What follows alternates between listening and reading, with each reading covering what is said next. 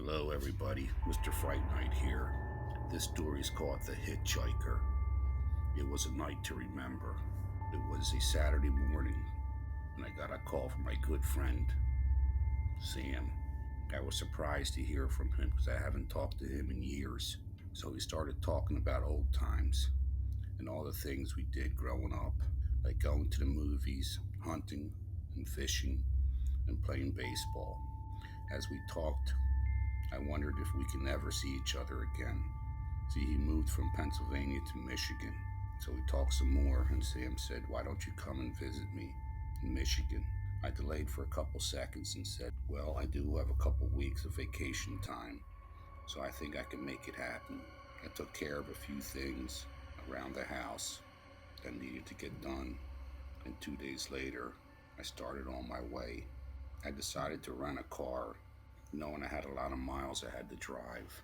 I didn't want to put a lot of miles on my car. So my wife took me to get the rental car.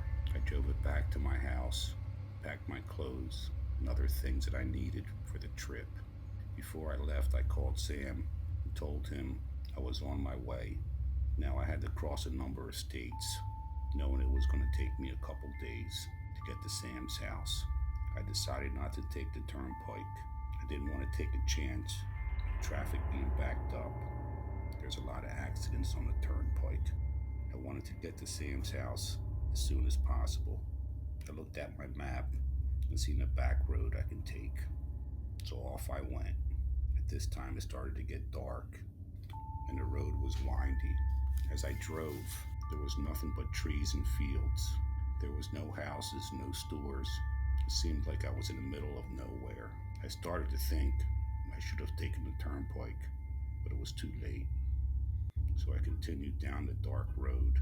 It started to rain, and it was very heavy rainfall with lightning and thunder. It was very hard to see, but I kept driving, but a lot slower and more cautious. As I drove, I thought I seen someone on the side of the road. As I got closer, it was a woman hitchhiking. I felt really bad for her. It was raining, very heavy, with lightning strikes all around us. So I pulled over and waited for her to get in the car, but she never came. So I got out of the car and she was gone. It's like she just vanished. I backed up the car and looked again, still not seeing her. I continued on my way. I drove for another 50 miles and the rain wasn't letting up. As I drove, I noticed someone on the side of the road.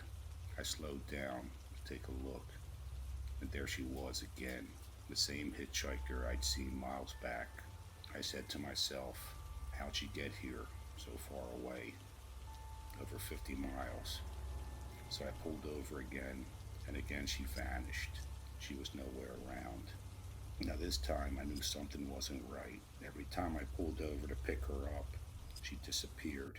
At this time, the rain was slowing down, and I started to drive a lot faster. I wanted to get as far away as possible, so I drove for another 150 miles, and I couldn't believe my eyes.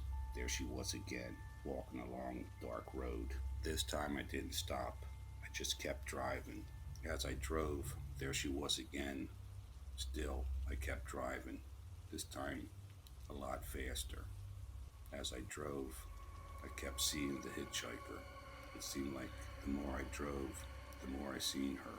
I don't know what was going on.